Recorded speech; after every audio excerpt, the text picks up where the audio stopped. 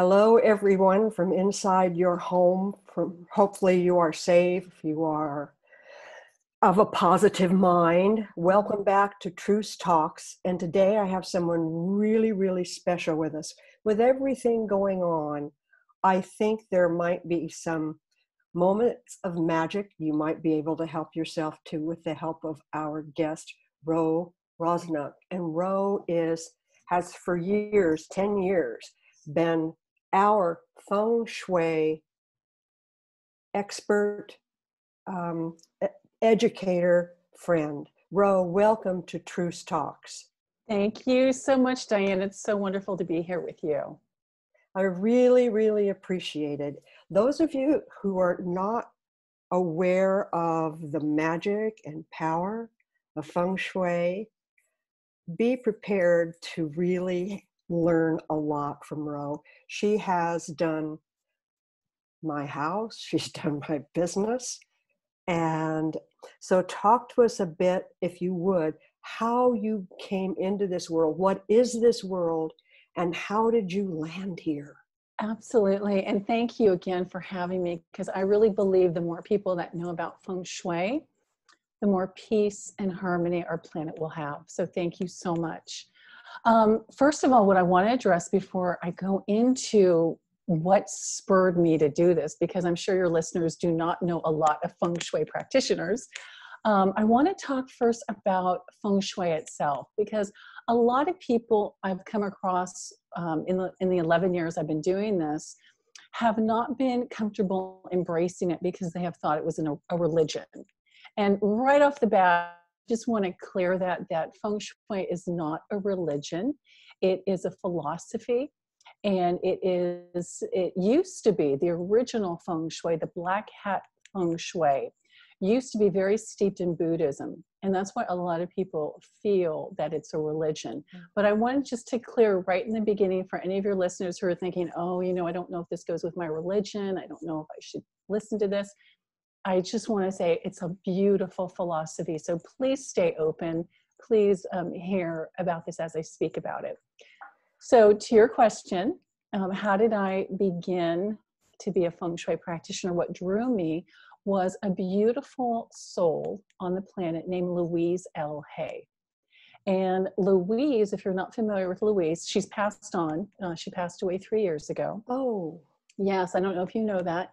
But Louise was a very powerful women's advocate. And I heard of her in 1998. And I had a girlfriend who told me, she said, Ro, I know you're having a challenging time. When you take your children to Barnes and Noble, leave the kids in the children's section for a few moments and go over to the self-help section and close your eyes and pick out a book. And that's the book for you. And I thought, that is the most ridiculous thing I've ever heard. I would never do that. And I found myself in the self-help section with my eyes closed. And I reached for that book. And do you know what my first thought was, Diane? What? My first thought was, oh, good, this is a nice thin book. Because I was not into reading. And I just thought, oh, good, this book isn't very wide. This is going to be an easy read for me. And the book was called You Can Heal Your Life by Louise L. Hay. And that was the first time in my life that I had heard that our thoughts and our feelings are real forces, that our thoughts become real things. And I had never heard of that before. And I remember taking that book home with me because that was the book I chose. And I just thought, you know what, I'm going to read it. I don't know what this means, but I'm going to read it. And the following day, my girlfriend Gail came to my home and she had a flyer. And the flyer said, Louise L. Hay at the Phoenix Civic Center for a women's empowerment conference. Did she know the book you'd chosen? No, I ran to my bedroom. I got the book and I said, Gail, who's this Louise L. Hay? And she said, Ro, you don't know Louise? And I said, well, I just picked up her book yesterday. And this is a message for me. I have to be at this conference. So I go to the conference with my best friend. We're sitting there amongst 1,000 women in the audience. And Louise is in her mid-70s, kicking her legs up, doing karate kicks. And she had us all stand up and said, I want everyone in the audience to say that the next 10 years are going to be the best of your life. And I remember looking around at all these women saying this, but I couldn't say it because my life was so dismal and so depressed. And I remember looking at these women saying, I can't say that. I don't believe that. And she then said, after we made that proclamation, the majority of the women said the And proclamation. did you say it? Did you say it? I tried to, but I couldn't do it. I just didn't have that in me at that time. Wow. And I remember Louise saying, there's going to be at least one woman of these 7 women who are presenting today, they're going to touch your heart. And whoever that woman is, I want you to buy her book and I want you to have her sign it.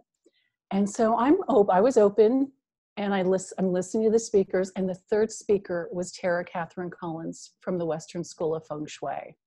And she spoke on what I thought was pronounced Feng Shui because I had never heard of it. And as she spoke, Diann, her voice, I felt like she was like a sister, like of my tribe. Her heart was so pure and good, and every word she spoke was so uplifting and positive. And at the end of the hour, I said to my best friend, Gail, I'm going to be a Feng Shui practitioner one day. I don't know how it's going to happen, but that is how it began for me. And at that time, I had 2 beautiful daughters. We were living in an apartment. I didn't know the clean clothes from the dirty clothes, Diann. And there may be some listeners on your call who can't even imagine that. Or there may be some listeners going, oh my gosh, I have my home like that. That's how I'm living. And wherever Especially you now, are, don't you think? right, Especially with now. all the family members in, not leaving to clean the house.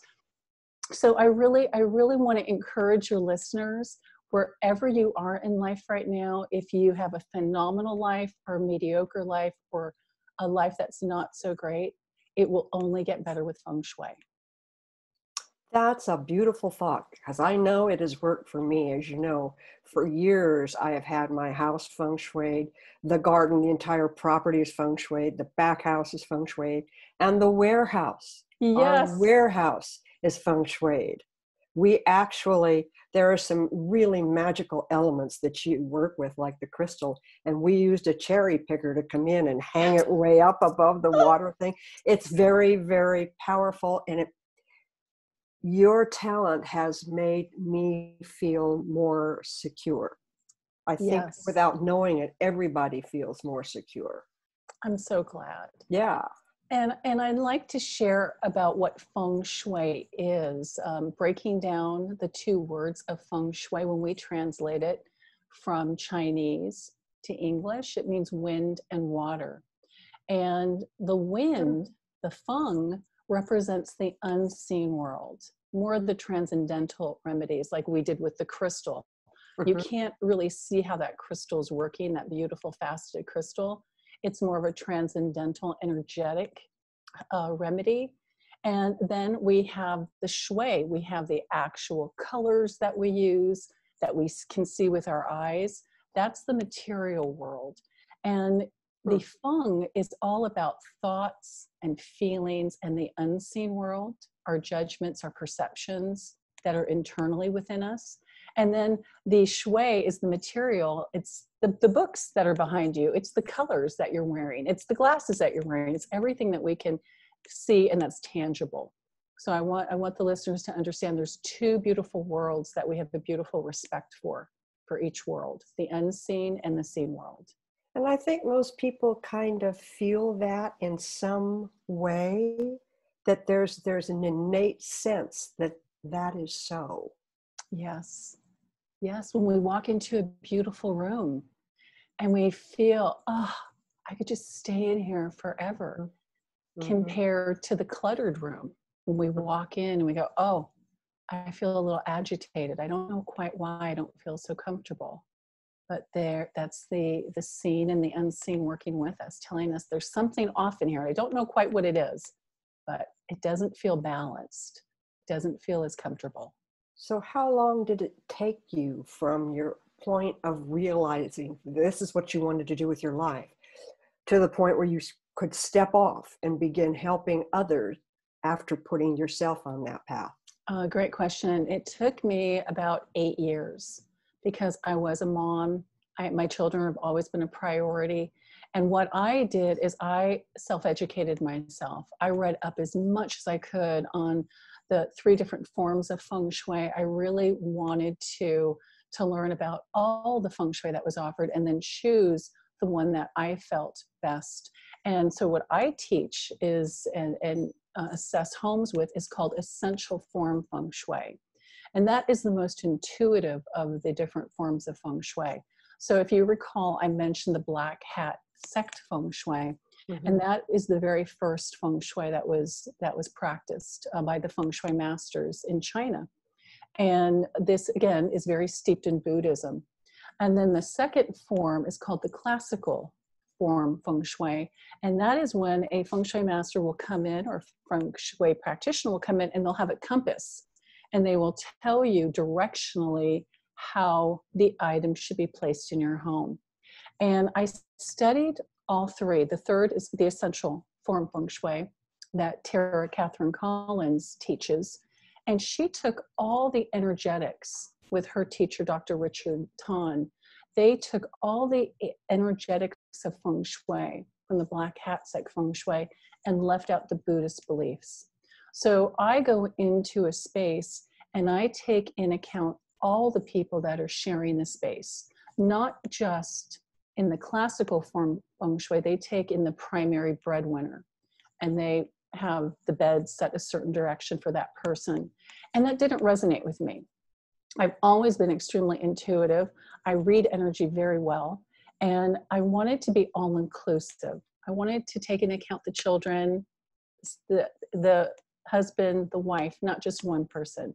So we all 3 forms use the Bagua map. We use the 5 elements and the yin and yang to determine the balance of a home.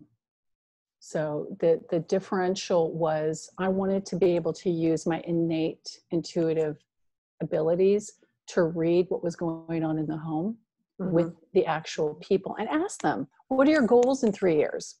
What do you, where do you desire to go? What do you want? Where are we going? And then we Feng Shui according to that. And that's such an interesting, challenging thing when you learn where sort of the power centers are within your house. Where is the door? How does the path get there? Exactly. We were just incredibly fortunate in having our marriage room, our relationship room, turned out to be the bedroom, and it's very balanced and keeping fewer things in there at your direction. But the funny part was finding out that in both houses, the money room is the bathroom. Right. And that's been such a challenge. You have to keep the sink plugged. You have to keep the toilet seat down. And you have to keep the door closed. Yes. But good to know, right? Yes. It's really good information to know instead of just having the toilet seat up. And the reason, since you brought that in, because so many people ask me, why do we close the toilet seat? Yeah. And we do that for 2 reasons. We do not want all of our healthy chi that comes in through the front door. We don't want that healthy chi going down the drain. And the chi is energy. Yes, the chi is our beautiful life force. It's beautiful life force that gives us our energy and our capabilities to go forward in the world.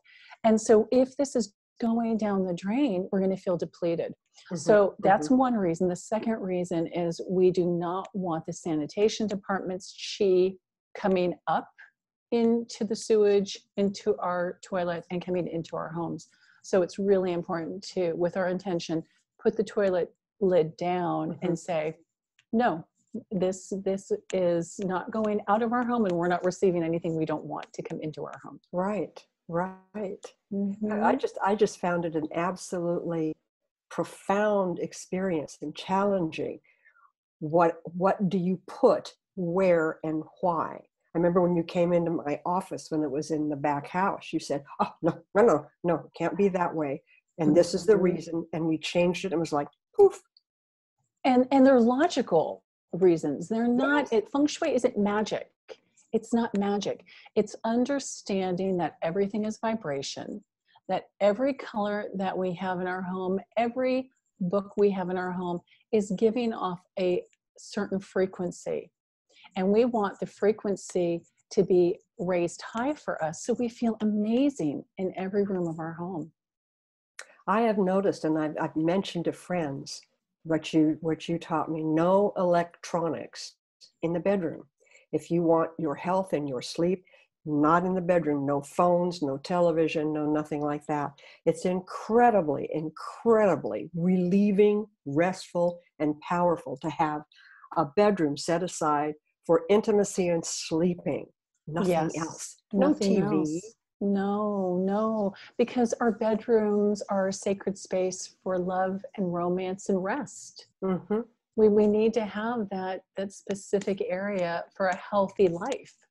We don't want a third party coming in, which is the television, Right, vying for our attention. So right. important. And just the whole idea, the electromagnetic field. Yes. Keep it kind of removed from you, and especially in the bedroom. Yes. And Especially for those of you who are at home all day, all of us. really, That would be all yes. of us. Yes, there's a very few amount of people that are still going to their offices or going to work at grocery stores or what have you. But really be mindful. Where is the electrical panel in your home? Is Mm-hmm. it behind a wall where someone is sleeping? If so, we want to place a mirror with the mirror facing the wall where the electrical panel is behind the bed headboard, Mm-hmm. because we don't want those EMFs coming in to being so close to a person sleeping there. So what that mirror does, again, transcendental, this mirror is pushing out that energy backwards. So that's a really easy fix if you are sleeping to a wall that has an electrical panel on the other side, or if there's a television right behind that wall. Maybe it's the entertainment room to your bedroom, Mm-hmm. and there's a large television up against that wall that you're sharing your headboard with. You Right. want to make sure to put a transcendental remedy up against that wall towards the TV from your inside wall of your room. I remember the first time you came to the house, and you came through the front door, and you always encouraged us to use the front door because that's where the energy, the chi, comes through. Yes. And as you opened the front door, there was a full-length mirror on the far wall. And that's the first thing you said. You said, get rid of that mirror. You're bouncing all the good stuff right back out. Take it Yes. down, and metal goes up there. And it made an incredible difference to have that. Yes. You can feel it, right? You just Mm-hmm. feel the difference. Absolutely. And oftentimes people are so busy when I come into their homes, they're not really questioning. They're not getting all the education that I did with you because you were so curious. I love educating people, but sometimes people are having phone calls while I'm there. They're busy doing something else. And so after I make those remedies, they'll say to me, oh my gosh, what did you do? The house Mm-hmm. feels so amazing. Yeah. And we talk a little bit about the remedies, but it's fascinating to feel it.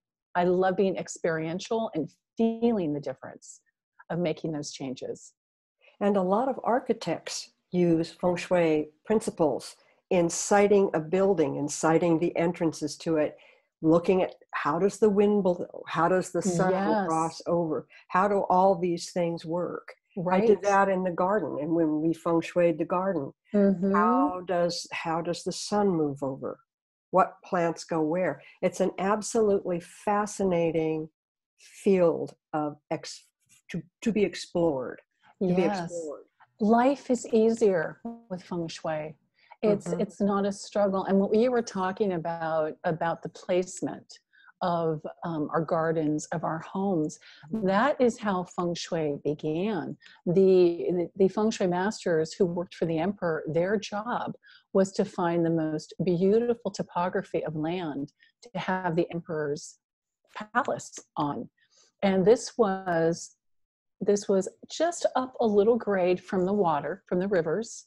It was just up a little bit. So when the heavy rains, torrential rains came, he'd never have any flooding because the home was placed far enough away from the water, but close enough to go get water.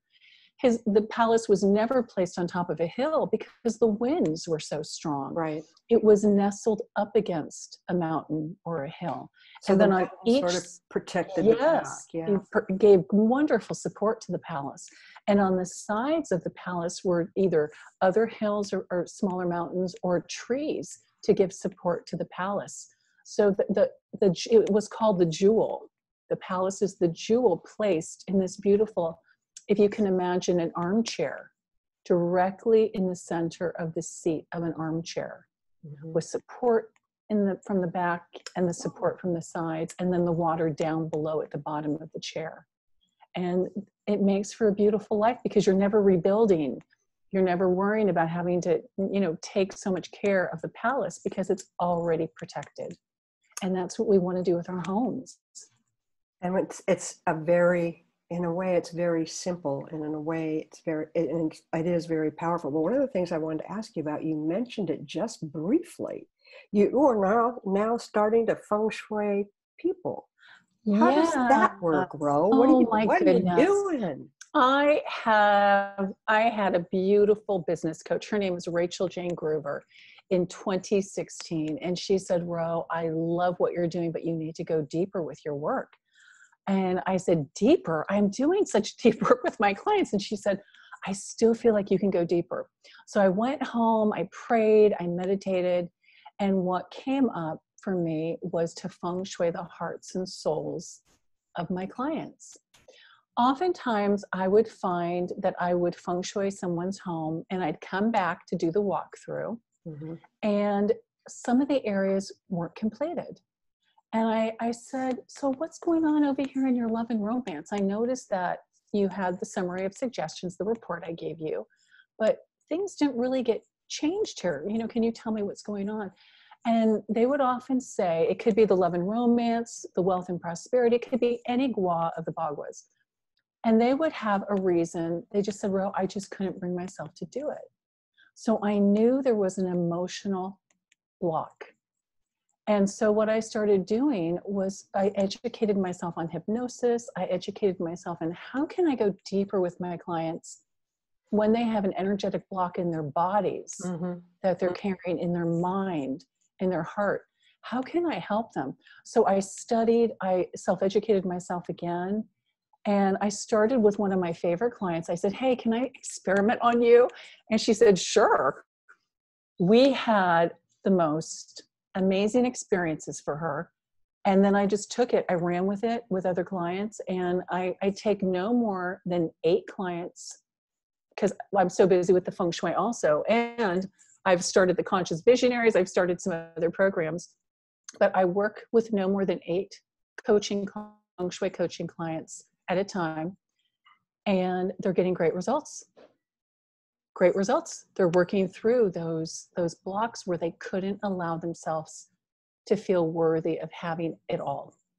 So in other words, if we block at some of the changes in the home, that could definitely be related to a blockage we feel in our body, in our mind. And most likely, Diann, I find it's not feeling like we're enough. Like, oh, I don't deserve that. I have shame about something from the past that, oh no, I could not have that. Do you find that most predominantly with women? Yes. Yeah. But with men too. Yeah, but predominantly women, because we've always sort of been that way. Right. To care for other people and not be so bright, right? Don't be at all, because you don't want to hurt anybody else's feelings or make people feel less than. Right. And my thought is, oh my gosh, let's all be amazing and shine our light so brightly so we can help everyone else shine their light so brightly and have an amazing world. God, you do a wonderful job of that. You do a wonderful job of that. Thank you. That's my prayer every morning, is how can I be of great service? I just pray, like, how can I just show me how I can be of great service? So that's what I'm doing in the world. I'm doing that. How are you doing that, given our current situation of sheltering in place? How is that affecting you? It really isn't affecting me because I work with my clients on Zoom Oh, okay. And just like this is the Mm-hmm. beautiful feature we're on right now. This is such a blessed gift for all of us to stay in communication. Mm-hmm. So it has not been a problem at all. Fantastic. I'm just checking our time. We're good. We're good. Good. No, Good. we're finding out through our company that we are a diverse group. We're dispersed. We're a dispersed team now, and it's working remarkably well.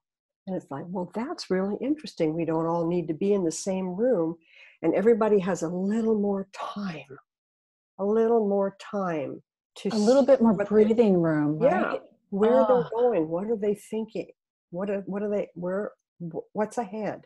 This is kind of, and I hesitate to say it, but this isolation has been really, really good for us in our business. And I know it hasn't been for everyone, but it's lovely to hear that it's not stopping your growth either. and again, over the 11 years I've been studying, it Yeah. has so much to do with our beautiful mind, right? It Yeah. has so much to do with how we perceive things. And so, what I love to do with Feng Shui is I love to bring in visuals on how to stay positive, because Hmm. I've read so much on science, on the quantum field, and how we're interacting with the quantum field with our thoughts and our feelings. And it's so important to find practices to stay vibrationally high, because science is showing us that when we're in joy, we bring more joy because we're in that frequency. When we're in a depressed state, when we're in fear or scared about something, we actually bring those experiences to us. So, did you want to I in just about wanted to that? ask you then, is there Yes. just something you can suggest for people who are at home and maybe frightened of what's happening? Is there something they can do? Can they put a plant? Can they do something that might help them? Well, what I would want them to do, if they're first thing, is look at the bed placement and look at the desk placement if you're working from home right now. And even if you're working in an office, look at that desk placement. I just did a wonderful post on, I believe it was Monday, on desk placement and how you sit at your desk. So make sure to go to my Facebook page and read that, because it is so important on how you have your desk.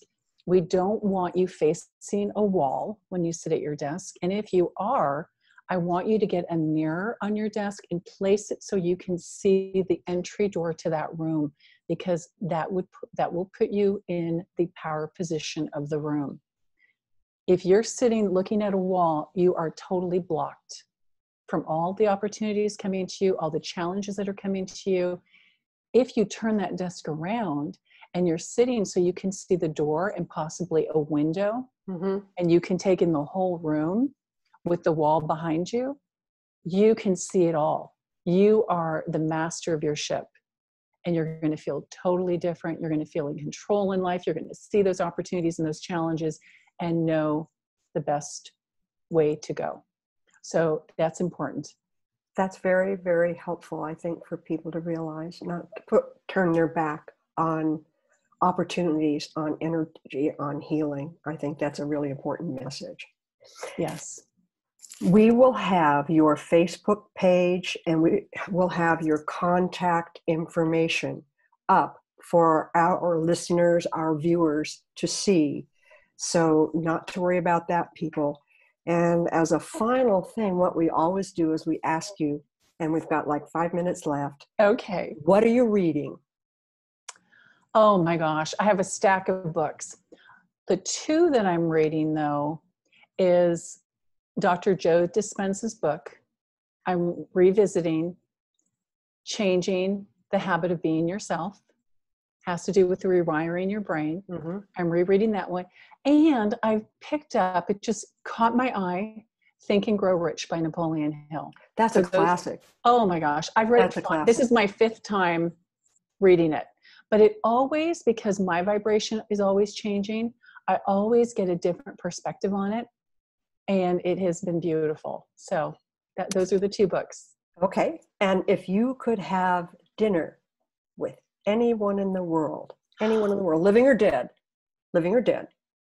who would you like to have dinner with? There are several. Nope, just one. I know it would be Abraham Lincoln, because we share the same birth date. And I would love to hear, because he had so many challenges. He had so many challenges, as I feel I have had the first 50 years of my life. Mm-hmm. And I would just want to share with him how grateful I am, as I'm sure he was, that we stayed persistent and we stayed steadfast, knowing that it would all turn around if we just kept the course. That's who I'd very want to speak with. interesting. Very, Yes. very interesting. So you and your loved ones, everybody is safe, everybody is healthy, everybody is... Everyone. And how about you, Diann? We are all well. Diann and I are sheltering in space, and all the team is dispersed, and we are checking in on Zoom. I was just reading today in Bloomberg, Zoom has become this huge thing. The guy was never expecting this to happen. Right? But here we all are. And I'm so grateful for that. And I'm so grateful to you for coming and being a guest on Truce Talks. And I thank you so much. And Diann, everybody, I'm so grateful for you too. Yeah, we will be back next week with more Truce Talks. Ro, go in peace. You go also. Enjoy. Namaste. Thank you.